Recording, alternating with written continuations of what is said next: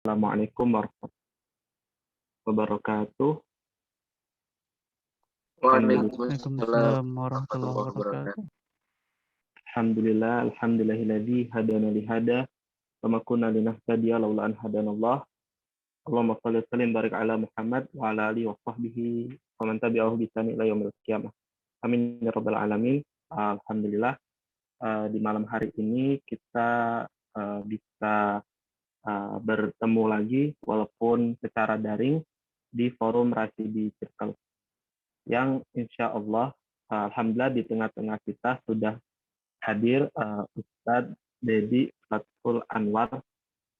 Beliau merupakan wakil sekretaris LPCR atau Lembaga Pengembangan Cabang dan Ranting PWM Pimpinan Wilayah Muhammadiyah Yogyakarta. Dan alhamdulillah beliau sudah hadir di tengah-tengah kita.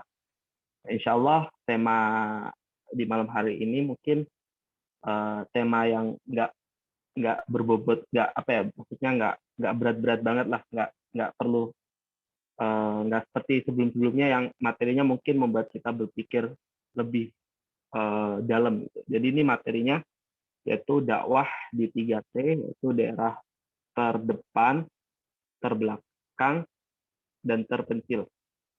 Ya, alhamdulillah yang mengisi yaitu Ustadz Dedi ini sudah berpengalaman, apalagi beliau bertugas di lembaga pengembangan cabang dan ranting, yang dimana dakwah beliau sudah langsung bersentuhan dengan masyarakat di pedalaman, di daerah-daerah yang terpinggirkan. Mungkin kalau di Jogja daerah-daerah pinggiran seperti itu yang mohon maaf rawan kristenisasi seperti itu. Karena juga bagi kami tema ini sangat penting bagi para kaum muslim, ya, termasuk juga para pemikir-pemikir juga tema ini sangat penting karena kita juga harus tahu peta dakwah kita seperti apa. Mungkin kita langsung saja untuk mempersingkat waktu, kita persilahkan kepada Ustadz Dedi Fathul Anwar. Waktu dan tempat kami persilahkan. Monggo Ustadz. Baik, terima kasih kami sampaikan kepada Saudara Izzatur yang telah memberikan permulaan pada pertemuan kita pada malam hari ini. Saya mohon izin untuk dijadikan host, bisa, Izzat? Oh, sudah ya? Sudah, Ustadz. Oke, saya mohon izin untuk share screen ya, teman-teman ya. Monggo Ustadz. Iya. Sudah terlihat? Sudah, Ustadz. Sudah ya. Oke, baik. Bismillahirrahmanirrahim. Assalamualaikum warahmatullahi wabarakatuh. Waalaikumsalam warahmatullahi wabarakatuh. Innal hamdalillah nahmaduhu wa nasta'inuhu wa nastaghfiruh wa na'udzu billahi min shururi anfusina wa sayyiati a'malina. May yahdihillahu fala mudhillalah wa may yudlil fala hadiyalah. Rabbi israh li sadri wa yassir li amri wahlul 'uqdatam min lisani yafqahu qawli. Teman-teman dari studi Rasidi Circle yang kami hormati, alhamdulillah pada kesempatan malam hari ini kita dipertemukan meskipun melalui media virtual, tapi mudah-mudahan tidak mengurangi semangat kita ya dalam mempelajari tentang terutama tentang dakwah Muhammadiyah di 3T begitu. Terdepan, terpencil, kemudian tertinggal. Kemudian salawat dan salam semoga selalu tercurahkan kepada junjungan kita Nabi Allah Muhammad sallallahu alaihi wasallam. Teman-teman sekalian yang dirahmati Allah, tadi pagi saya dikontak oleh Ustadz Ikhwan, teman-teman sekalian. Jadi sebetulnya pemateri malam hari ini itu Ustadz Ikhwan ya. Jadi sebetulnya saya tidak bisa menggantikan beliau dari segi keilmuan sebetulnya. Tapi bismillahirrahmanirrahim, karena beliau yang minta, beliau itu adalah senior kita di Madrasah Mu'alimin, kemudian juga guru kita ya, guru kita bersama, dan beliau juga sebagai ketua saya di LPCR. LPCR itu Lembaga Pengembangan Cabang dan Ranting di pimpinan wilayah Muhammadiyah Daerah Istimewa Yogyakarta. Jadi karena saya juga tidak ada agenda pada malam hari ini, maka mau tidak mau ya harus siap begitu. Ya, ini juga salah satu dari janji kader kita sebagai alumni Madrasah Mu'alimin ketika memang sanggup untuk kemudian diminta oleh masyarakat. Ya, bismillahirrahmanirrahim. Baik teman-teman sekalian, ini judulnya saya buat salam kader ya, selamat datang di rumah besar kita bersama, yaitu Muhammadiyah. Kita nggak tahu arahnya itu apakah kita kaitkan dengan Muhammadiyah dakwah kita atau memang secara umum begitu ya. Jadi kalau saya baca di pendahuluan itu ya, ini ada kaitannya dengan dakwah Muhammadiyah juga begitu. Oke, baik teman-teman sekalian, saya mengawalinya dengan pertanyaan apakah Muhammadiyah itu gitu ya. Ini sekaligus untuk meneguhkan kembali siapa diri kita, dari mana kita berasal, dan kemudian tanggung jawab apa yang harus kita lakukan di masyarakat. Jadi judul besarnya adalah apakah Muhammadiyah itu. Ini untuk mengawali diskusi pada malam hari ini. Nah, jadi teman-teman sekalian, kalau kita membaca ideologi Muhammadiyah, tentu kita ingat ya, jika kita bicara tentang ideologi Muhammadiyah, di sana ada 4 ya landasan ideologis Muhammadiyah itu. Atau bahkan dalam buku yang lain juga dikatakan bukan hanya 4, tapi ada 6 begitu. Di antaranya ada MADM, Muqaddimah Anggaran Dasar Muhammadiyah, kemudian ada kepribadian Muhammadiyah, kemudian ada MKCHM, Matan Keyakinan dan Cita-Cita Hidup Muhammadiyah, ada PHIWM, kemudian ada langkah 12, dan juga ada masalah 5 begitu. Ada hitoh ya, ada hitoh. Itu adalah landasan ideologis Muhammadiyah. Nah, kalau kemudian kita lihat salah satunya, teman-teman sekalian, yaitu tentang kepribadian Muhammadiyah, itu bermula dari ceramah yang disampaikan oleh tokoh Muhammadiyah pada waktu itu, kalau saya tidak keliru pada tahun 1961 ya, yang disampaikan oleh Fakih Usman. Ini ada kaitannya dengan Mu'alimin ya, kepribadian Muhammadiyah itu, karena ceramahnya disampaikan di Madrasah Mu'alimin. Kalau saya membayangkan itu ya letaknya di aula Madrasah Mu'alimin, yang sekarang aula itu letaknya di asrama 10 begitu. Dulu di asrama 1 yang sebelum dibangun sekarang jadi Mekah itu kan. Dulu tempatnya di asrama 1. Dan disitulah tempat Fakih Usman menyampaikan ceramah tentang apa itu Muhammadiyah. Nah, teman-teman sekalian, kalau kita baca sejarah terkait dengan lahirnya kepribadian Muhammadiyah, itu kan tidak terlepas dari kondisi bangsa kita ya, kondisi politik pada waktu itu begitu. Ada 3 ideologi besar yang kemudian membentuk 3 kekuatan di Indonesia. Ada nasionalis, ada Islam, dan ada komunis. Yang kemudian pada masa Bung Karno itu dikenal sebagai Nasakom begitu. Nah, komunis, mohon maaf dalam hal ini PKI dengan gaya politiknya itu kan mencoba untuk menyingkirkan 2 kekuatan yang lain itu dalam rangka supaya PKI bisa menguasai Indonesia, ya, komunis bisa menguasai Indonesia. Termasuk pada waktu itu salah satu langkahnya adalah mencoba untuk membubarkan Masyumi. Nah, ternyata di Masyumi itu banyak juga tokoh-tokoh Muhammadiyah, teman-teman sekalian. Ada Fakih Usman itu juga bagian dari tokoh Masyumi. Kemudian Kolonel Yunus ya, itu juga bagian dari tokoh Masyumi dan seterusnya. Nah, yang menjadi persoalan teman-teman sekalian, di antara banyaknya tokoh Muhammadiyah yang aktif di Masyumi itu ketika dibubarkan, mereka kemudian kembali ke Muhammadiyah. Tapi ketika di Muhammadiyah, mereka masih menggunakan cara pandang politik dari dalam bermuhammadiyah gitu. Nah, juga selain itu banyak orang yang kemudian memandang karena banyak tokoh-tokoh Masyumi yang kemudian bergabung dengan dan juga sebagai tokoh Muhammadiyah, orang melihat Muhammadiyah itu juga bagian dari Masyumi, hingga dikhawatirkan nanti mohon maaf orang-orang komunis itu melihat Muhammadiyah itu bagian dari Masyumi juga, yang berbahaya buat mereka dan harus dibubarkan juga begitu. Hingga kemudian pimpinan pusat merespon hal ini dengan mengatakan ada namanya pelatihan pimpinan ya untuk seluruh pimpinan Muhammadiyah yang ada di Indonesia. Itulah latar belakangnya pada waktu itu Fakih Usman mengisi pelatihan ini. Salah satu materinya adalah Fakih Usman mengisi di Madrasah Mu'alimin. Yang disampaikan apakah Muhammadiyah itu? Ya, hakikat Muhammadiyah itu seperti apa? Esensi dari gerakan Muhammadiyah itu seperti apa?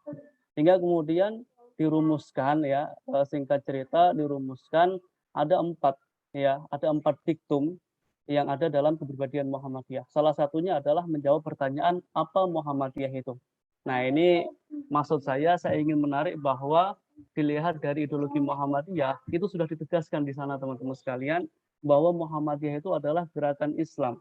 Itu ada dalam diktum nomor pertama ya. Nah, isinya bagaimana? Di sana dijelaskan Muhammadiyah itu adalah gerakan Islam. Ya, dakwah amar ma'ruf nahi mungkar. Kepada siapa? Kepada perorangan dan masyarakat. Nah, kemudian dibagi lagi kepada yang belum Islam dan juga kepada yang sudah Islam. Yang sudah Islam sifatnya purifikasi atau pemurnian, dan yang belum Islam sifatnya ajakan. Nah, itulah jati diri Muhammadiyah. Bisa kita lihat dalam kepribadian Muhammadiyah, ya, kepribadian Muhammadiyah. Selain itu, teman-teman sekalian, selain faktor politik tadi, salah satu alasan kenapa kepribadian Muhammadiyah itu dirumuskan, itu karena pimpinan Muhammadiyah pada waktu itu melihat seiring dengan perkembangan zaman, ada dua alasan ya. Seiring dengan perkembangan zaman, ruh atau semangat Muhammadiyah yang dibangun oleh Kiai Haji Ahmad Dahlan itu akan mengalami pergeseran, ya. Sehingga nanti dikhawatirkan warga Muhammadiyah ketika melihat Muhammadiyah itu tidak seperti apa yang sudah dirumuskan oleh Kiai Haji Ahmad Dahlan, ya. Makanya pimpinan Muhammadiyah pada waktu itu penting nih bagi Muhammadiyah untuk kemudian merumuskan satu rumusan supaya itu bisa mengarahkan seluruh warga Muhammadiyah bisa punya perspektif yang sama ketika melihat gerakan Muhammadiyah itu. Pun juga teman-teman sekalian, ketika ada orang non Muhammadiyah bertanya tentang Muhammadiyah, rujukan kita itu adalah itu tadi, kepribadian Muhammadiyah. Sehingga kita bisa jelaskan tidak ada makna yang bias gitu, dan tidak ada makna yang berbeda karena rujukan kita sama. Nah, selain itu teman-teman sekalian, seiring dengan pergantian pimpinan, yang namanya pimpinan itu kan seiring dengan perkembangan zaman juga punya ciri dan ciri pemikiran yang berbeda gitu toh. Nah, itu nanti kalau kemudian tidak dibatasi oleh satu rumusan terkait dengan jati diri Muhammadiyah, itu juga dikhawatirkan nanti ruh Muhammadiyah itu juga hilang begitu seiring dengan perkembangan zaman tadi. Nah, pertanyaannya kemudian teman-teman sekalian, apakah kepribadian sebelum kepribadian Muhammadiyah itu dirumuskan berarti Muhammadiyah tidak punya kepribadian? Jawabannya punya. Karena dalam penjelasan di sana di ideologi Muhammadiyah itu Fakih Usman itu hanya mengizharkan kepribadian yang sebetulnya sudah terancang dan terumuskan sejak didirikan oleh Ahmad Dahlan. Kenapa dulu nggak ada rumusannya? Ya kita kembali lagi bahwa Ahmad Dahlan itu kan dikenal sebagai man of action ya. Jadi seorang tokoh, ulama modernis itu, ulama yang modern yang tidak punya tulisan. Ini kan menarik ya. Karya Ahmad Dahlan itu bukan dalam bentuk tulisan, tapi dalam bentuk karya nyata. Salah satu yang paling besar adalah Muhammadiyah yang melahirkan amal usaha Muhammadiyah itu. Tapi ada satu-satunya tulisan teman-teman sekalian. Kalau teman-teman sudah pernah baca, satu-satunya tulisan yang pernah ditulis oleh Ahmad Dahlan adalah Tali Pengikat Hidup. Ya, tulisan itu disimpan oleh Munir Mulkan, seorang peneliti Muhammadiyah, tokoh pendidikan Muhammadiyah juga. Beliau punya tulisan itu yang disampaikan Ahmad Dahlan ketika beliau memberikan sambutan pada muktamar yang terakhir kali beliau ikuti begitu, yaitu Tali Pengikat Hidup. Nanti bisa kita lihat kira-kira rancang bangun dari Ahmad Dahlan ketika mendirikan Muhammadiyah itu seperti apa, nanti bisa kita lihat di sana. Tapi poinnya adalah teman-teman sekalian, melalui kepribadian Muhammadiyah itu, Muhammadiyah salah satunya hendak menegaskan kepada kita semuanya bahwa Muhammadiyah ini gerakan Islam, dakwah amar ma'ruf nahi mungkar. Ya, kepada siapa? Kepada perorangan maupun masyarakat yang sudah Islam maupun yang belum Islam dan lain sebagainya. Itu yang harus kita pahami. Apalagi kalau kita ini sebagai kader Muhammadiyah ya, maka salah satu tanggung jawab kita adalah kita punya tugas dakwah tadi, dimanapun kita berada, kita harus punya tugas dakwah. Nah, kemudian terkait dengan dakwah ini ya, terkait dengan gerakan berasaskan Islam, dakwah amar ma'ruf nahi mungkar, itu juga terdapat dalam Anggaran Dasar Muhammadiyah pasal 4 ayat 1 ya. Kemudian ditegaskan pula dalam MKCHM yang juga bagian dari ideologi Muhammadiyah. Nah, ini maksud saya adalah supaya kita semuanya memahami bahwa roh kita ataupun DNA kita itu adalah DNA sebagai gerakan dakwah. Nah, kemudian teman-teman sekalian kita masuk dalam ciri gerakan Muhammadiyah ya. Ciri gerakan Muhammadiyah ya. Kalau kita baca bukunya Mustafa Kamal Pasha, Muhammadiyah sebagai gerakan Islam, juga Muhammadiyah sebagai gerakan tasdid ya. ada ciri gerakan Muhammadiyah. Ada Muhammadiyah sebagai gerakan Islam, Muhammadiyah sebagai gerakan dakwah, dan Muhammadiyah sebagai gerakan tasdid. Selain dari kepribadian Muhammadiyah, kemudian anggaran dasar Muhammadiyah, matan keyakinan dan cita-cita hidup Muhammadiyah terkait dengan gerakan Islam dan dakwah ini itu juga dipertegas dalam ciri gerakan Muhammadiyah. Maksudnya apa, teman-teman sekalian? Kalau kita perhatikan ya, Muhammadiyah itu kan lini dakwahnya kan beragam dan bermacam-macam. Ada di bidang pendidikan, ada di bidang sosial, ada di bidang kesehatan, kemudian pemberdayaan masyarakat, kemudian tentunya lagi bahkan hampir sama dengan pemerintah kita gitu ya, sebagai miniatur pemerintahan Indonesia mungkin bisa kita katakan seperti itu, karena di setiap bidang itu ada lini gerakan Muhammadiyah itu. Tapi jangan lupa teman-teman sekalian, karena Muhammadiyah itu mencirikan gerakan yang seperti ini, maka apapun lini gerakan Muhammadiyah itu harus ada 3 ciri gerakan tadi, yaitu harus mencirikan sebagai gerakan Islam, mencirikan sebagai gerakan dakwah, dan juga mencirikan sebagai gerakan tasdid. Sebagai contoh misalkan teman-teman sekalian ya, di bidang kesehatan begitu kan, meskipun Muhammadiyah dalam bidang kesehatan itu tidak mengkhususkan siapa yang berobat hanya khusus warga hanya khusus umat Islam misalkan, ya dalam bergerak di bidang kesehatan itu juga harus mencirikan gerakan Islam itu, harus mencirikan gerakan dakwah, harus mencirikan gerakan tasdid dan lain sebagainya. Inilah yang dimaksud dengan ciri gerakan Muhammadiyah, teman-teman sekalian. Apapun lini gerakan yang dibangun oleh Muhammadiyah melalui amal usahanya, itu harus ada ruh-ruh 3 ini. Ada ruh gerakan Islamnya, ada ruh gerakan dakwahnya, kemudian ada ruh gerakan tasdidnya. Pertanyaannya kemudian, teman-teman sekalian, kenapa Muhammadiyah disebut sebagai gerakan dakwah? Alasannya apa begitu? Setidaknya ada 3 alasan, teman-teman sekalian. Ada alasan yang sifatnya subjektif, ya, pendekatan historis ya. Nanti ada yang sifatnya objektif dan juga sifatnya organisatoris.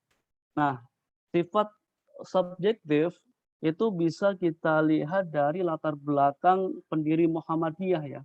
Kenapa Muhammadiyah itu punya ciri gerakan di bidang dakwah, itu tidak terlepas dari sosok pendiri Muhammadiyah itu sendiri yang memang background-nya adalah background Islam dan dakwah ya. Kalau kita lihat dari faktor keluarga ya, teman-teman sekalian, nanti kita lihatlah di sini nanti ada silsilahnya. Itu menunjukkan bahwa Madalan itu dilahirkan dari keluarga yang punya perhatian terhadap Islam dan juga dakwah. Makanya apa yang menjadi karya beliau, salah satunya di bidang organisasi ini, yaitu bergerak di bidang dakwah. Kemudian faktor lingkungan, teman-teman sekalian, kita tahu Muhammadiyah itu didirikan di Kampung Kauman. Kampung Kauman itu adalah kaumnya santri. Kaum santri itu berarti mereka sangat punya perhatian terhadap dunia keagamaan begitu. Apalagi terkait dengan dakwah begitu kan. Nah, itu juga menjadi faktor secara subjektif dari Kiai Haji Ahmad Dahlan, kenapa kok karya beliau itu bergeraknya di bidang dakwah. Nah, kemudian juga faktor kecerdasan ya, terutama ketika beliau memahami Quran surat Al-Imran dan 104, waltakum minkum ummatun yad'una ilal khair dan seterusnya, itu beliau memahami hendaklah ada di antara kalian segolongan umat.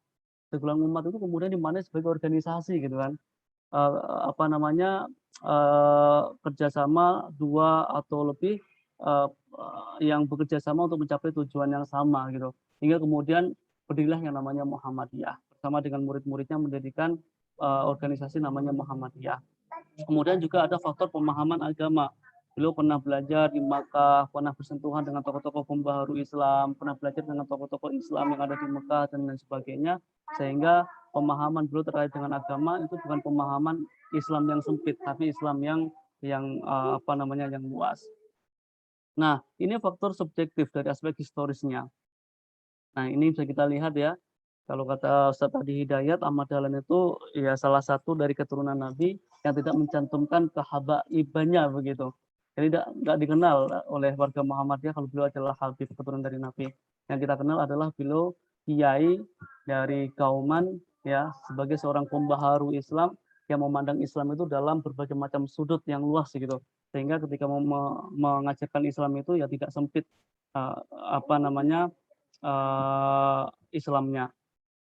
Kemudian ada faktor objektif teman-teman sekalian, kenapa kok Muhammadiyah itu dikenal sebagai gerakan dakwah, yaitu faktor internal umat Islam. Ya, umat Islam pada waktu itu ketika Ahmad Dahlan berjuang di Kauman khususnya, itu Islamnya adalah Islam sinkretis. Jadi Islamnya sudah bersentuhan dengan ajaran-ajaran yang lain, sehingga dikhawatirkan nanti ajaran Islam itu sudah nggak murni lagi gitu kan. Sudah kejawen, bersentuhan dengan agama Hindu, Buddha, gitu, sehingga nanti praktik keagamaannya bukan praktik keagamaan yang murni. Nah, kemudian umat Islam pada waktu itu cara berpikirnya ya itu jumut atau beku begitu, dan mereka menganggap bahwa pintu istihad itu sudah tertutup. Ya, kalau kemudian sudah seperti itu, padahal kan ada ini kalau menurut apa namanya ahli bukan hadis ya, yang al-Islamu sholihun likulli zamanin wa makanin, itu bahwasanya agama Islam itu sesuai dengan perkembangan zaman maupun likulli makan ya, tempat maupun zaman begitu. Tapi teman-teman sekalian, kalau kemudian kita beranggapan bahwa pintu istihad itu sudah tertutup, maka sudah tidak ada lagi tasdid. Kita sudah tidak ada lagi pembaharuan ya, dan kita sudah tidak bisa menyesuaikan ruh dari ajaran Islam itu sesuai dengan perkembangan zaman. Nah, kemudian pada waktu itu umat Islam juga terbelenggu oleh mazhab yang menganggap bahwa mazhabnya lah yang paling benar. Nah, ini yang berbahaya kan. Kemudian selanjutnya ada konflik akibat khilafiyah. Ya, kita terlalu disibukkan oleh hal-hal yang bersifat khilafiyah, perbedaan-perbedaan.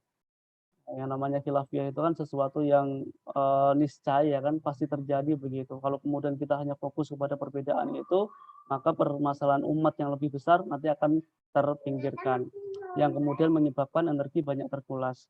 Nah, kemudian ada Islam ritual dan Islam budaya difasilitasi atau dibiarkan berkembang. Masjid dibangun dekat makam, menunaikan ibadah haji, seleksi, dan lain sebagainya. Itu adalah di antara faktor internal umat Islam pada waktu itu, yang membuat gerakan Muhammadiyah itu juga harus bergerak di bidang dakwah. Nah, kemudian ada faktor antar umat beragama ya. Ada misi kristenisasi, itu hubungan Islam dan Kristen akibat kolonialisasi. Kemudian setting realitas kebangsaan, ada imperialis. Imperialis ini kan kebijakan dari negara yang kuat untuk menguasai negara-negara yang lain yang lebih lemah, hingga kemudian ada pembodohan di sana, ada pemiskinan, keterbelakangan. Seperti Indonesia dikuasai oleh Belanda, kebijakannya dikuasai oleh mereka, gitu kan. Kita dibodohkan, kita dimiskinkan. Kalau kemudian kita nggak bergerak untuk melawan itu semuanya, pada akhirnya kita terpakan seperti itu begitu. Itu pandangan Ki Haji Ahmad Dahlan. Kemudian ada juga politik Hindia Belanda ya. Ada Islam politik dibungkam, Islam ritual dan budaya difasilitasi, dan seterusnya. Nah, tapi teman-teman sekalian, itu adalah faktor pendukung saja. Faktor subjektif, faktor objektif, itu hanya faktor pendukung saja. Tapi faktor yang utama terkait dengan gerakan dakwah Muhammadiyah itu adalah faktor ini, tadabbur Ki Haji Ahmad Dahlan atas Al-Qur'an surat Al-Imran ayat 104 ya. Wal takum minkum ummatu yata'una ilal khair wa ya'muruna bil ma'ruf wa yanhauna 'anil munkar wa ulaika humul muflihun. Hendaklah di antara kalian semuanya segolongan umat yang menyuruh kepada kebaikan dan melawan kemungkaran, mereka itulah orang-orang yang beruntung. Itu adalah faktor utama kenapa Muhammadiyah salah satu ciri gerakannya adalah gerakan dakwah ya, dan gerakan Islam. Dan asasnya adalah asas Islam. Meskipun sebetulnya teman-teman sekalian kalau kita belajar tentang sejarah Muhammadiyah, asas Islam Muhammadiyah itu pernah berubah menjadi asas Pancasila. Itu tidak terlepas dari ketika Indonesia dipimpin oleh Pak Harto yang menerapkan asas tunggal pada waktu itu, yang meminta kepada seluruh organisasi kemasyarakatan yang ada di Indonesia, mereka menggunakan satu asas, yaitu Pancasila. Bagaimana dengan Muhammadiyah? Muhammadiyah juga sama. Nah, pada waktu itu Muhammadiyah dipimpin oleh Air Fahrudin ya. Makanya dulu dikenal sebagai politik helm, teman-teman sekalian, kalau kalian pernah membaca. Ada politik helm. Maksudnya gimana? Maksudnya logikanya gini, kalau kita naik motor, kemudian lewat jalan raya, dan kita tidak pengen ditilang oleh polisi, maka yang harus kita lakukan adalah kita memakai helm. Begitu kan logikanya? Karena aturan di jalan raya, polisi meminta kita harus memakai helm sebagai salah satu syarat supaya kita tidak ditilang. Pun sama dengan Muhammadiyah pada waktu itu. Kalau pengen Muhammadiyah itu selamat dari bumi Indonesia, tidak dibubarkan oleh pemerintah pada waktu itu, karena pemerintah menerapkan asas tunggal yaitu Pancasila, maka mau nggak mau Muhammadiyah harus memakai helmnya juga, yaitu menggunakan asas Pancasila. Meskipun Muhammadiyah tidak membuang asas Islamnya. Nah, dan inilah salah satu alasan kenapa Muhammadiyah juga pernah berganti maksud dan tujuannya ya, dari menegakkan dan menjunjung tinggi agama Islam sehingga terwujud masyarakat Islam yang sebenarnya, sehingga kemudian menjadi menegakkan dan menjunjung tinggi agama Islam sehingga terwujud masyarakat yang utama, adil, makmur, dan ridha Allah Subhanahu wa taala. Nah, begitu. Nah, kalau alasan organisasi tadi sudah kita sampaikan, ada dalam kepribadian Muhammadiyah nomor 1 ya. Apa itu Muhammadiyah? Muhammadiyah adalah gerakan Islam dan seterusnya. Kemudian anggaran dasar Muhammadiyah pasal 4 ayat 1, di sana ditegaskan bahwa Muhammadiyah adalah gerakan Islam, dakwah amar ma'ruf nahi mungkar, dan tasdid bersumber kepada Al-Quran dan As-Sunnah. Nah, itulah teman-teman sekalian yang ingin kami teguhkan kepada kita semuanya, bahwa Muhammadiyah itu adalah gerakan dakwah, gerakan Islam. Dan itu juga bagian dari salah satu alasan kenapa kepribadian Muhammadiyah itu dirumuskan, teman-teman sekalian. Apa selain alasan tadi? Yaitu ingin menegaskan kepada kita semuanya, karena pada waktu itu terkait dengan perpolitikan Indonesia yang tidak menentu begitu, ingin menegaskan kepada seluruh warga Muhammadiyah bahwa Muhammadiyah itu bukan gerakan politik. Makanya nanti kan tersambung gitu, dari kepribadian Muhammadiyah 1962, kemudian 1968 itu mulai dirancang matan keyakinan dan cita-cita hidup Muhammadiyah MKCHM, dan juga di sana ada Khitoh Ponorogo ya, yang menegaskan bahwa Muhammadiyah itu gerakan Islam, bukan gerakan politik begitu. Karena pada waktu itu terkait dengan ideologi itu menjadi perhatian yang luar biasa, baik itu di Indonesia dengan 3 ideologi besar tadi, maupun di Muhammadiyah ya. Hingga kemudian pimpinan pusat Muhammadiyah itu penting, Muhammadiyah itu punya rumusan terkait dengan ideologinya yang menjadi pondasi supaya pilar bangunan Muhammadiyah itu bisa berdiri tegak dengan pondasi ideologi Muhammadiyah tadi. Ya, tidak bisa goyah. Dan siapapun yang bertanya tentang Muhammadiyah, jawaban kita akan merujuk kepada ideologi Muhammadiyah tadi. Nah, begitu. Kemudian kita lanjutkan ya.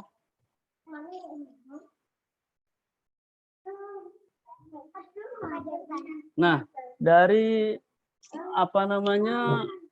ajaran Ahmad Dahlan itu kemudian ajaran itu dikembangkan oleh KHR Hajid ya, ini muridnya dari Ki Haji Ahmad Dahlan. Jadi beliau menuliskan apa yang pernah diajarkan oleh Ahmad Dahlan dalam buku yang judulnya Ajaran Ki Haji Ahmad Dahlan dan 17 Kelompok Ayat Al-Quran ya. Mungkin kita sudah cukup familiar dengan buku ini kan, nanti bisa teman-teman bacalah. Itu adalah salah satu tulisan yang ditulis oleh murid Kiai Haji Ahmad Dahlan, karena memang Ahmad Dahlan nggak punya tulisan gitu kan, akhirnya ditulis oleh KHR Hajid ini. Dari pembelajaran yang disampaikan Ahmad Dahlan kepada murid-muridnya. Nah, di dalamnya itu tergambar jelas bahwa asal usul ruh, jiwa, nafas, semangat Muhammadiyah, di dalamnya tergambar jelas asal usul ruh, jiwa, nafas, semangat Muhammadiyah dalam pengabdiannya kepada Allah Subhanahu wa taala. Itu bisa kita lihat dalam ajaran Ki Haji Ahmad Dahlan dan 17 kelompok ayat Al-Qur'an. Jadi bagi Muhammadiyah, Islam dan dakwah merupakan nilai utama sebagai pondasi dan pusat inspirasi yang menyatu dalam denyut nadi gerakan ya. Ini bisa kita lihat dari ciri gerakan Muhammadiyah tadi. Ya, jangan lepaskan Islam, dakwah, dan tasdid dalam setiap gerakan Muhammadiyah, karena itu semua menjadi denyut nadi gerakan Muhammadiyah. Kemudian Muhammadiyah memandang bahwa Islam merupakan agama yang mengandung nilai-nilai kemajuan untuk mewujudkan kehidupan umat manusia mencerahkan. Nah, ini tagline kita kan sebagai gerakan pencerahan, gerakan berkemajuan. Maka pencerahan dan kemajuan yang kita lakukan itu bukan hanya terbatas pada orang-orang tertentu. Orang kadang melihat bahwa gerakan Muhammadiyah itu terbatas pada gerakan-gerakan di perkotaan saja. Harusnya tidak seperti itu. Maka nanti kemudian kita masuk dalam dakwah 3T gitu kan. Nah, dulu orang mengatakan Muhammadiyah itu besar di perkotaan, maka dakwahnya adalah dakwah kota. Bagaimana dengan saudara kita Muslim yang ada di pedesaan? Itu sudah ada ya bidang dakwah untuk saudara kita begitu. Memang betul, ya memang betul. Tapi kemudian teman-teman sekalian, kita sebagai gerakan pencerahan, gerakan berkemajuan yang pada muktamar ya mencerahkan semesta begitu kan, itu harus menyentuh seluruh lini yang ada di negara kita ini khususnya dan juga di dunia internasional pada umumnya. Maka harus kita sentuh dengan gerakan pencerahan kita. Nah, apa itu dakwah Muhammadiyah? Pertanyaannya kan gitu selanjutnya. Dakwah Muhammadiyah itu bisa kita lihat dalam tadi ya, dalam kepribadian Muhammadiyah. Itu isinya seperti ini. Dakwah Islam dan amar ma'ruf nahi munkar Muhammadiyah ditujukan kepada dua bidang, yaitu kepada perseorangan dan juga kepada masyarakat. Dakwah dan amar ma'ruf nahi munkar pada bidang pertama terbagi pada dua golongan. Kepada yang telah Islam bersifat pembaharuan atau tasdid atau tandiful akidah ya, dengan semangat tasdid kita, yaitu mengembalikan kepada ajaran Islam yang asli dan murni, dan kepada yang belum Islam bersifat seruan atau ajakan untuk memeluk agama Islam. Adapun dakwah Islam dan amar ma'ruf nahi munkar bidang kedua ialah kepada masyarakat bersifat kebaikan, bimbingan dan peringatan. Kesemuanya itu dilaksanakan bersama dengan musyawarah atas dasar takwa dan mengharap keridhaan Allah semata. Nah, inilah dakwah Muhammadiyah, teman-teman sekalian. Jadi kita harus merujuk ke sini begitu kan dalam berdakwah di masyarakat. Kemudian prinsip dakwahnya apa?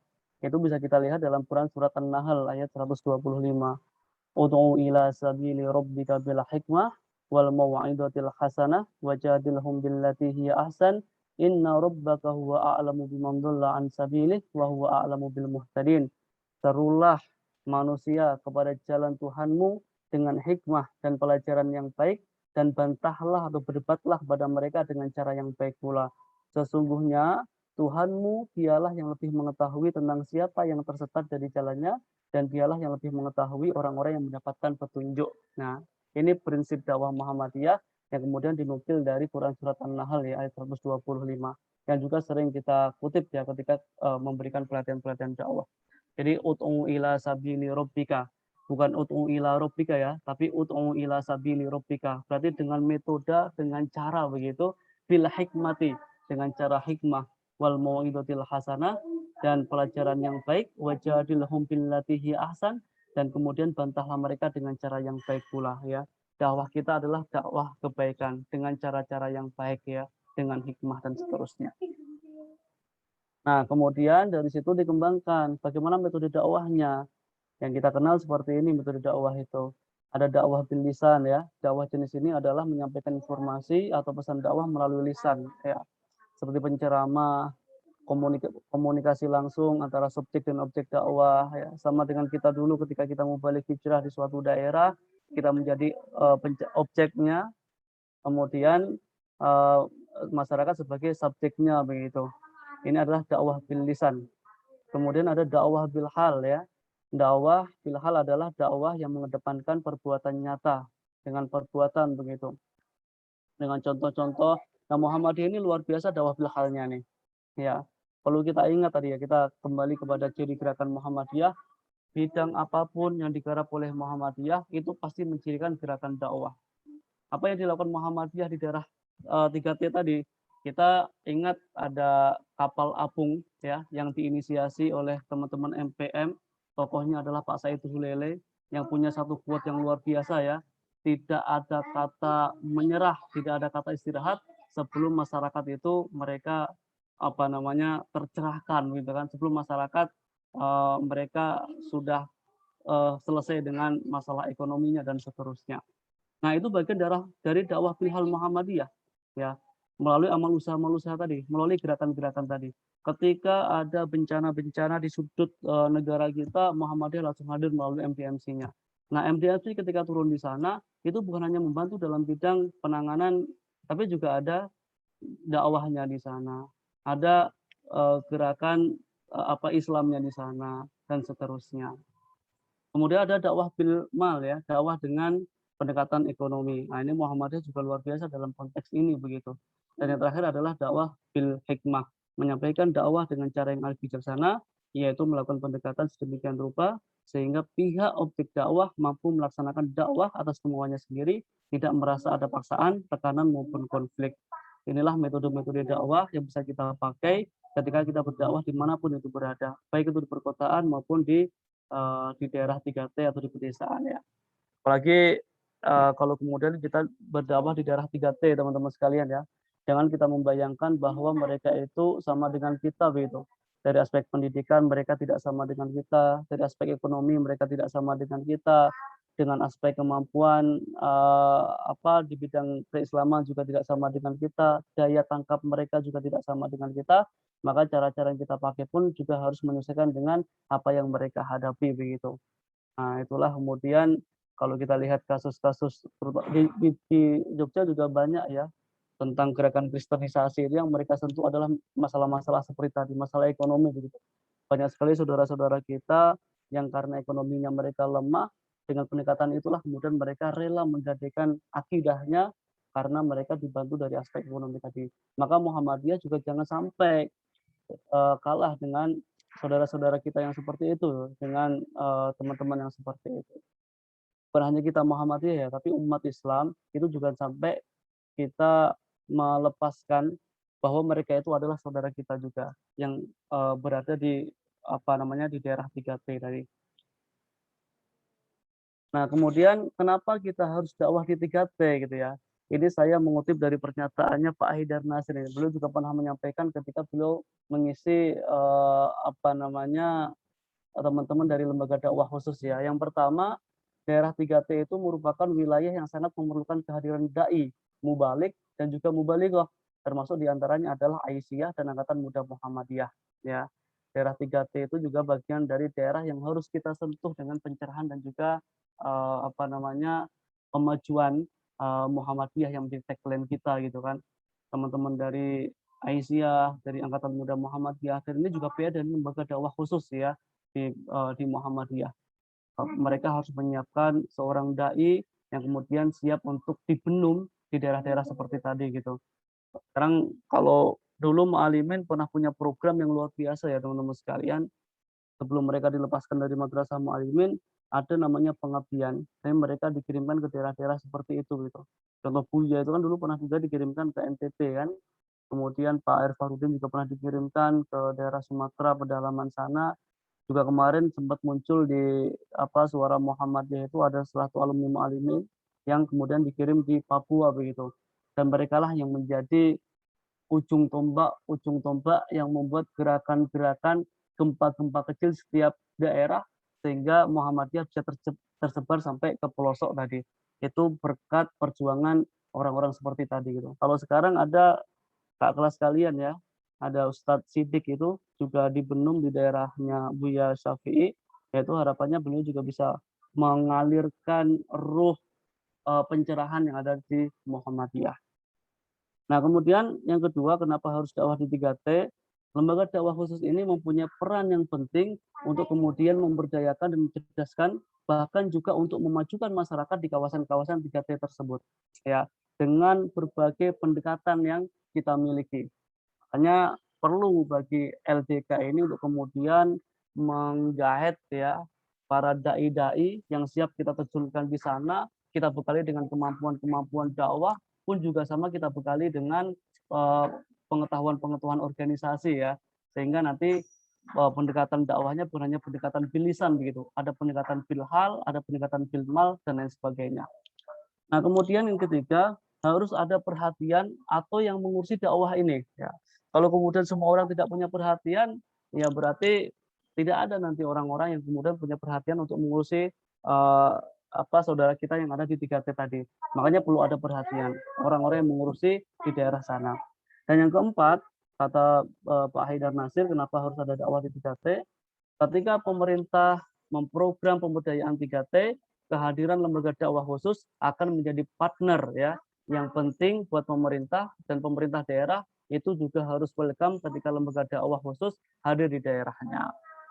Jadi kalau kita lihat dalam MKCHM ya, salah satu keyakinan dan cita-cita hidup Muhammadiyah dari aspek kebangsaan, Muhammadiyah harus bisa berdiri seiring dan sejalan dengan pemerintah selama memang pemerintah itu tidak menyeleweng dari fondasi asas dasarnya yaitu Pancasila maupun ajaran Islam. Muhammadiyah harus mendukung selama itu baik program dari pemerintah. Tapi ketika pemerintah melenceng, kebijakan-kebijakannya melenceng, maka Muhammadiyah juga harus punya tanggung jawab untuk amar ma'ruf nahi munkar. Makanya kita juga mendapati ya bentuk dakwah Muhammadiyah dengan pemerintah itu ada namanya dengan pendekatan dakwah konstitusi, gitu kan? Melalui jalur konstitusi itu bagian dari strategi dakwah Muhammadiyah. Nah, kemudian strateginya gimana di 3T? Ini saya juga mengutip dari Pak Syafiq Mughni, salah satu dari Ketua PP Muhammadiyah. Yang pertama itu menunjukkan keunggulan Islam tanpa merendahkan yang lainnya. Ya, kita tidak perlu melihat yang lainnya. Yang penting kita sampaikan keunggulan Islam itu seperti apa gitu, supaya mereka tertarik dengan Islam.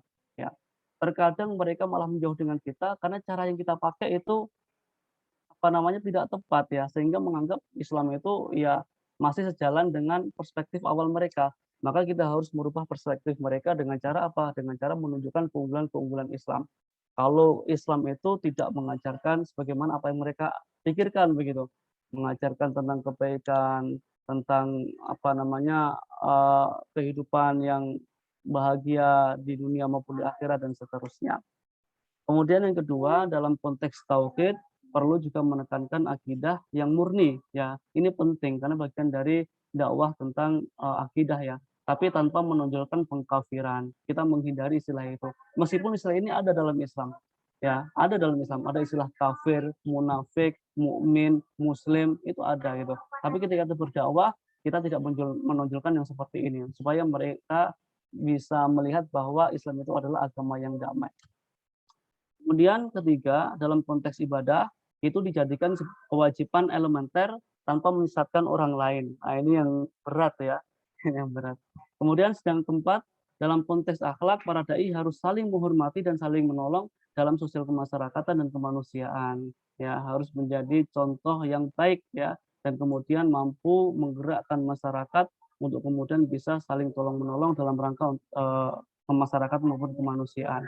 Dan yang terakhir, itu bisa bersinergi dengan berbagai pihak. Jadi urusan dakwah itu bukan hanya urusan Muhammadiyah semata. Di sana ada saudara kita juga, perlu kita gandeng, kita sama-sama berdakwah untuk kemajuan Islam pada umumnya.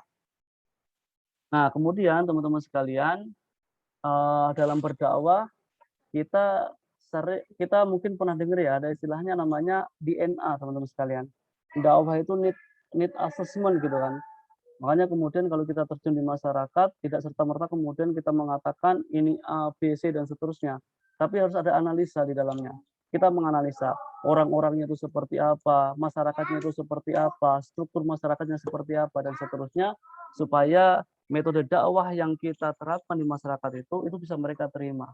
Bukan pendekatan yang konfrontatif, tapi pendekatan yang merangkul begitu, pendekatan yang merangkul. Nah, dengan kita bisa menganalisa itu semuanya, maka kita bisa masuk ke semua lini nanti ya. Makanya seorang dai itu diperlukan juga kemampuan psikologis, kemampuan sosiologis, juga kemampuan antropologis gitu kan. Bukan hanya membaca sikap pribadi seseorang, juga bisa membaca perubahan-perubahan struktur dalam masyarakat dan juga membaca perubahan-perubahan yang ada dalam masyarakat itu. Itu harus juga dikuasai oleh seorang dai ketika mereka berdakwah di masyarakat, apalagi berdakwah di daerah 3T gitu kan. Tanpa mereka paham tentang karakter orang-orang di sana, kemudian tentang perubahan-perubahan masyarakat yang ada di sana, dan seterusnya, nanti akan berat. Ya, tidak hitam putih begitu, tidak hitam putih. Dan Muhammadiyah itu mengenal juga namanya istilah dakwah kultural, teman-teman sekalian. Dakwah kultural itu adalah dakwah sebagai upaya untuk memahami dan menggunakan potensi-potensi kultural masyarakat Islam sebagai wahana untuk menanamkan Islam yang membumi, yakni Islam yang bisa merubah potensi menjadi gerak kemajuan sosial. Dan dakwah kultural itu dimaksudkan untuk membangun nuansa harmonis dengan mozaik bangunan budaya yang ada di masyarakat. Jadi kita mencoba untuk menggunakan pendekatan potensi budaya ya yang ada di dalam masyarakat itu sebagai cara dakwah kita. Dulu para wali songo ketika berdakwah di Nusantara juga menggunakan metode seperti ini, dan pendekatan musik ya dan seni, maksudnya pendekatan seni dan lain sebagainya. Dan itu belum berhenti teman-teman sekalian, masih terus berlanjut, tidak berhenti di sana ya. Dakwah itu harus terus berjalan. Nah, ini untuk sifat Muhammadiyah saya kira tidak perlu kita bahas ya. Ini maksudnya dalam berbagai kesempatan Pak Haidar Nasir itu selalu menyampaikan tentang ini teman-teman sekalian, tentang sifat Muhammadiyah. Itu harapannya apa? Harapannya kita sebagai warga Muhammadiyah itu bisa mengejawantahkan nilai-nilai yang terkandung dalam sifat Muhammadiyah, sehingga dalam bermuhammadiyah pun kita diilhami ya, kita dibangun atas dasar sifat yang ada dalam Muhammadiyah ini. Itu beramal, berjuang untuk perdamaian kesejahteraan, memperbanyak kawan, mengamalkan ukhuwah Islamiyah, lapang dada, luas pandangan, bersifat keagamaan, mengindahkan hukum, amar ma'ruf nahi munkar, yang jumlahnya ada 10. Itu adalah bagian dari sifat Muhammadiyah yang harus bisa kita ejawantahkan dalam berdakwah ya, dalam konteks materi kita ini adalah berdakwah di masyarakat. Mungkin itu teman-teman sekalian, Izzat yang bisa kami sampaikan. Saya tidak tahu apakah ini menjawab dari tema yang kalian sampaikan kepada Ustadz Ikhwan, tapi ya ini yang bisa kami sampaikan, mudah-mudahan bermanfaat ya. Selanjutnya kami kembalikan kepada saudara Izzatur. Terima kasih. Assalamualaikum warahmatullahi wabarakatuh. Waalaikumsalam warahmatullahi wabarakatuh. Sebelumnya terima kasih banyak kepada Ustadz Dedi atas pemaparan materinya. Mungkin ada pertanyaan ya, sebelum kita lanjut ke sesi berikutnya, yaitu sesi penutupan. Mungkin ada pertanyaan dari kawan-kawan. Oke, dari Mas Hafizan dulu. Monggo, Mas. Baik, sebelumnya terima kasih Mas Iza atas kesempatannya. Saya izin bertanya Ustadz Dedik. Di updatean berita kita yang terakhir atau di berita yang baru muncul di akhir-akhir ini, kita tahu kalau alhamdulillah Muhammadiyah itu sudah berhasil mengembangkan atau memajukan masyarakat di desa di Papua maupun di Maluku. Nah, yang menjadi pertanyaan saya, dari mana sumber atau dari mana kekuatan Muhammadiyah itu bisa mencapai ke sana, yang mana pemerintah saja itu belum tentu bisa. Kemudian juga bagaimana tujuan dari Muhammadiyah itu mengembangkan desa-desa yang terpencil tadi, padahal kan sebagian besar masyarakatnya mayoritas bukan beragama Islam seperti kita, gitu kan. Artinya secara manfaat spiritual atau sesama seiman begitu ya, itu tidak didapatkan dari mengembangkan desa atau masyarakat di sana itu. Nah, kira-kira bagaimana tanggapan dari Ustadz Dedik dari pertanyaan saya seperti itu? Terima kasih.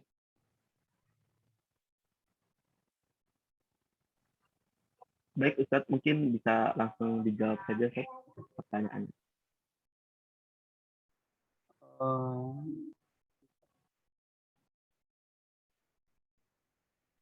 Oke, baik. Terima kasih pertanyaannya dari Ustadz Hafizan ya.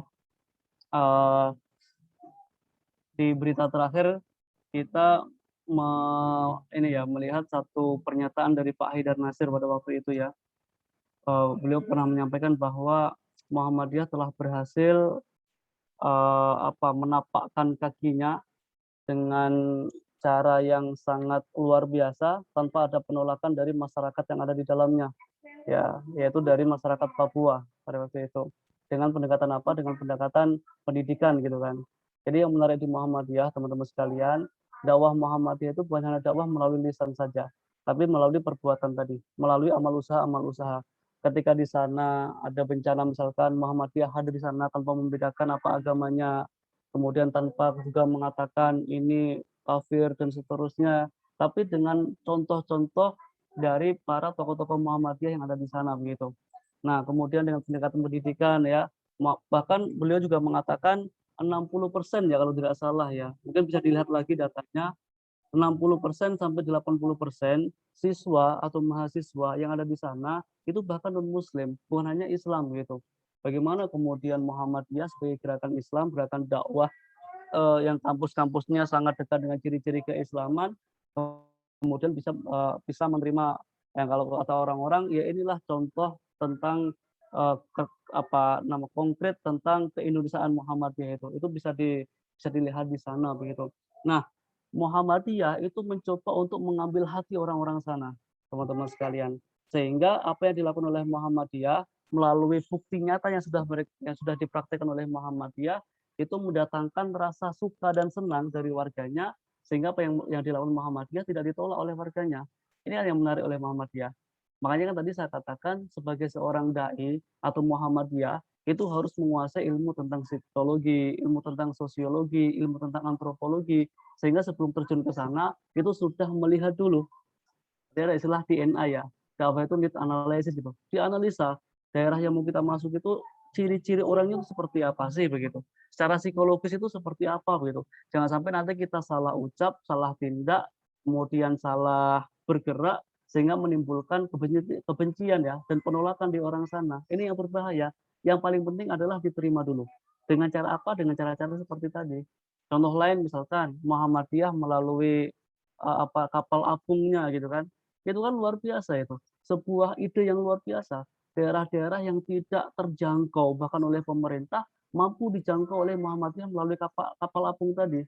Ini luar biasa menurut saya. Dan mereka tidak membedakan apa agamanya. Siapa yang sakit diterima. Siapa yang butuh pendidikan kemudian dididik oleh Muhammadiyah. Barangkali teman-teman sekalian dengan cara seperti itu, orang yang awalnya sinis dengan Islam, awalnya benci dengan Islam, mereka akan melihat, wah ternyata Islam itu adalah agama yang damai, yang bisa merangkul semuanya. Tidak tidak konfrontatif gitu kan pendekatannya. Nah, terkait dengan Muhammadiyah, kenapa kok bisa masuk dalam wilayah-wilayah seperti itu? Inilah luar biasanya Muhammadiyah. Tentu dengan jiwa, dengan semangat sinergi ya, Hafizan ya. Jadi sinergi itu bukan hanya dengan orang lokal sana yang juga aktif di Muhammadiyah, tapi juga dengan pemerintah. Sehingga kita bisa masuk ke sana begitu. Kita ketika berdakwah terjun di sana, jangan lupakan pemerintah daerah ya. Tanpa mereka kita sulit akan masuk ke sana. Tapi dengan menggandeng pemerintah daerah. Dan kalau sudah seperti ini, mereka dengan sangat mudah menerima kita, teman-teman sekalian. Sudah kita buktikan, kita dirikan sekolah di sana yang menerima seluruh warganya tanpa membedakan agamanya, mendirikan kampus di sana, mendirikan kesehatan di sana, lembaga sosial di sana, membantu orang-orang sana untuk pengentasan kaum mustad'afin misalkan. Nah, kalau sudah kena hatinya, ada lagu itu kan, sentuhlah ia tepat di hatinya gitu kan. Kalau hatinya sudah tersentuh itu insya Allah nanti akan dengan sangat terbuka untuk bisa menerima dan kita bisa menyebarkan virus-virus kemajuan Muhammadiyah itu. Mungkin itu habisan respon dari saya. Baik, Ustaz. Syukran. Baik, mungkin Hafizan pertanyaannya sudah cukup atau kurang? Sudah cukup, Mas Iza. Cukup. Oke, baik, mantap. Mungkin ada satu pertanyaan lagi, dipersilahkan bagi teman-teman yang ingin bertanya kepada Ustaz Dedi.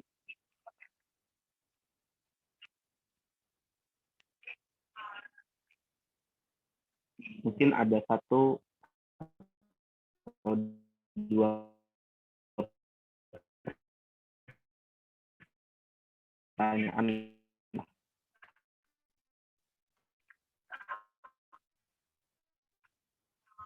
Baik, kan dakwah Muhammadiyah ini kan bagaimana tadi di wilayah non Muslim, yang dimana mungkin alasannya belum jelas gitu, Ustaz. Ini bagaimana cara menanggulangi hal-hal seperti ini? Apakah dikarenakan adanya mungkin beberapa dai dari kita yang mungkin terlalu keras gitu dalam berdakwah, atau bagaimana gitu, Ustaz? Kan agak sensitif masalah-masalah khilafiyah, terutama yang berkaitan dengan fikih gitu, atau tradisi-tradisi seperti tahlilan atau yasinan. Nah, itu bagaimana cara menanggulanginya gitu, agar kita tidak terlibat dalam pertikaian yang sudah berabad-abad gitu. Mungkin itu pertanyaan dari saya. Iya. Mohon maaf ya tadi suaranya terputus. Mungkin diulangi yang awal-awal ya, yang akhir saya bisa tangkap, tapi yang awal tadi saya belum. Soalnya putus-putus di sini. Oh, mungkin ini poinnya di akhir itu, bagaimana kita menanggulangi agar tidak ada lagi kasus kayak pembakaran Masjid Muhammadiyah di Aceh gitu, karena kan masyarakat kita belum bisa, beberapa masih ada yang belum bisa menerima permasalahan-permasalahan yang masih khilafiyah gitu. masih sensitif gitu Ustaz. Atau mungkin karena ada dai kita yang beberapa yang keras gitu Ustaz. Oke, baik, terima kasih. Sebenarnya kasus seperti itu sudah ini ya. Dulu bahkan ketika zamannya Ahmad Dahlan berdakwah begitu, itu juga luar biasa penolakan ya. Yang namanya sesuatu yang baru pasti akan memunculkan gejolak ya. Ketika Ahmad Dahlan membawa ajaran, bukan membawa ajaran ya, tapi berjuang di Muhammadiyah pada masa-masa awal, itu juga ditolak oleh masyarakat pada waktu itu. Ternyata itu nggak berhenti di situ gitu, terjadi sampai sekarang gitu kan. Itu kan banyak faktor sebetulnya ya, jadi bisa jadi dari faktor kita sendiri atau mungkin faktor di luar kita begitu, di mana mereka belum paham betul terkait dengan gerakan Muhammadiyah, sehingga apa yang mereka terima ya sesuai dengan apa yang disampaikan orang kepada dia gitu, bahwa Muhammadiyah ini membawa ajaran yang keras dan seterusnya, sehingga respon yang dia tampilkan juga seperti itu. Muhammadiyah mau mendirikan masjid ditolak, Muhammadiyah mau mendirikan amal usaha dalam bentuk apapun juga ditolak dan lain sebagainya. Tapi itu juga bisa berasal dari diri kita sendiri, di mana kita bisa salah meletakkan metode dakwah ya ketika berdakwah, sehingga masyarakat menerima bahwa Muhammadiyah ya sesuai dengan apa yang ditampilkan oleh para dai kita begitu. Nah, sebetulnya ketika mendakwahkan terkait dengan akidah ya sebenarnya nggak usah malu-malu ya. Muhammadiyah ya akidah yang murni kita sampaikan begitu. Tapi dengan cara mungkin dengan cara yang tapi meskipun demikian teman-teman sekalian, itu tidak menutup kemungkinan ada pihak-pihak tertentu yang kemudian tidak menerima ya, tidak menerima, dan itu wajar aja, biasa begitu. Nanti seiring dengan perkembangan zaman ya, waktu nanti akan membuktikan ya.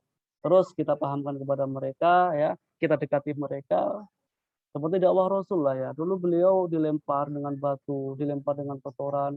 Bahkan ada satu cerita itu ada ibu-ibu yang ketika Rasulullah jalan, dia hina, dilempar dengan kotoran. Tapi kemudian ketika ibu-ibu sakit, orang yang pertama kali menjenguk ibu itu adalah Rasulullah. Sehingga kemudian terketuk hatinya. Dia tanya ke Rasulullah, ya Rasul, saya ini adalah orang yang selalu menghina Anda begitu. Bahasanya Rasulullah menghina Anda. Saya ludahi Anda, saya lempar Anda dengan kotoran. Tapi ketika saya sakit, Anda yang pertama kali datang menemui saya. Ya. Dan itu ternyata mampu meluluhkan hatinya yang keras. Sehingga dia masuk Islam dan justru menjadi tokoh yang membela Islam yang luar biasa begitu. Nah, itu yang harus kita contoh. Dakwah yang seperti itulah yang kemudian harus kita contoh begitu kan.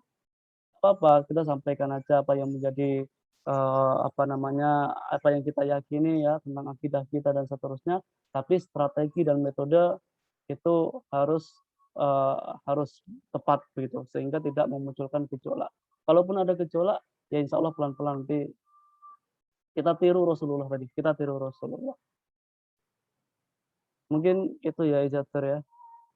Ternyata juga kalau nggak salah di Aceh itu belum selesai juga itu. Baru mau masukkan material ditutup jalannya pakai batu dan seterusnya. Dan salah satu tokoh di sana alumni Madrasah Muallimin atau Ilah itu perjuangannya juga sudah luar biasa. Kita nggak tahu, ada yang bilang ada orang-orang yang mencoba untuk menghalang-halangi itu dengan membisikkan kepada masyarakat sekitar dan seterusnya. Tapi ada yang bilang masyarakat sebetulnya mereka nggak masalah. Itu orang-orang luar yang kemudian ya ingin menghalangi, dan ada yang agak rasional itu mereka mengatakan di sana sudah ada masjid, mengapa mendirikan masjid gitu kan?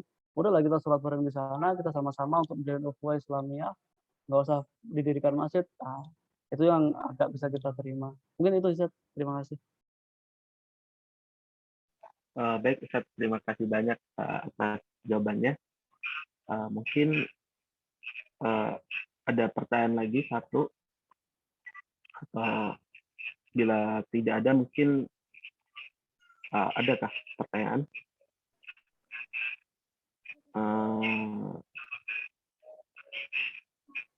Bila tidak ada mungkin bisa closing statement Ustaz.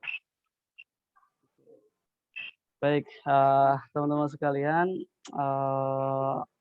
dari alur yang saya sampaikan tadi itu saya hendak menegaskan kepada kita semuanya, terutama yang kader-kader Muhammadiyah, bahwa Muhammadiyah didirikan itu tidak lain dan bukan ruh dasarnya adalah ruh dakwah begitu. Makanya kita sebagai warga Muhammadiyah dimanapun kita berada ya dalam situasi apapun ya kita harus bisa berdakwah kepada masyarakat kita. Kalau tidak mampu bil lisan, ya bil hal gitu kan, atau kalau enggak, ya dengan bil mal dan seterusnya. Banyak cara kita berdakwah kepada masyarakat. Ya, kalau kita suka main futsal misalkan, kita berdakwah melalui jalur itu. Kita suka main bola melalui jalur. Kita suka main musik misalkan melalui jalur itu. Karena kebaikan itu tidak hanya bisa kita sampaikan melalui mimbar, tapi dimanapun kita berada dengan cara apapun itu selama itu tidak menyalahi prinsip dari ajaran agama kita, ya bisa kita lakukan. Dan terakhir teman-teman sekalian, saya tadi mau menyampaikan salah satu pesan dari Pak Saidul Lele ya, tidak ada kata istirahat selama rakyat masih menderita. Mungkin itu pesan yang perlu kita sampaikan kepada teman-teman sekalian. Tidak ada kata istirahat selama rakyat masih menderita. Kita terus bergerak untuk membuat perubahan-perubahan di masyarakat kita. Terima kasih Ustaz. Baik Ustadz, terima kasih banyak sudah memandu dan mengisi materi di malam hari ini. Ini materi yang sangat penting yang bila saya ringkas dari awal sampai akhir, dari kesimpulannya bahwa Muhammadiyah adalah gerakan dakwah, dan dakwah Muhammadiyah adalah dakwah yang berkemajuan, dakwah yang bisa menerima segala segala kelompok masyarakat tanpa harus mengkafirkan dan sebagainya. Dan sehingga dakwah Muhammadiyah ini bisa tersebar di wilayah 3T tadi. Semoga materi ini bisa bermanfaat teruntuk bagi kita kader Muhammadiyah ataupun umat muslim pada seluruhnya, dan juga para pemikir-pemikir Islam ya, karena ini materi yang sangat penting bagaimana kita bisa melihat peta dakwah kita di Nusantara ini. Mungkin sebelum kita tutup, mungkin ada sesi foto bersama. Mungkin saya meminta rekan-rekan sekalian untuk membuka kamera bagi yang bersedia. Saya persilahkan Sahabat Zaki Mumtaz untuk memandu. Monggo.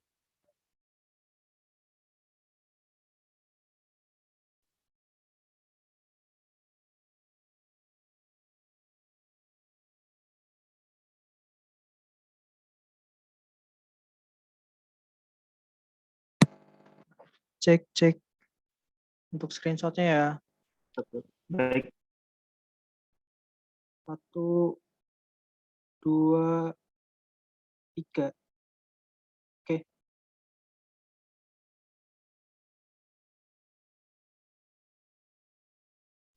Baik, sudah. Oke, sebelumnya saya selaku MC dan moderator mohon maaf bila ada kesalahan dalam memandu acara di malam hari ini. Semoga kita bisa bertemu lagi di forum-forum berikutnya. Mungkin sekian dari saya. Bila hisabilil haq fastabiqul khairat. Wassalamualaikum warahmatullahi wabarakatuh.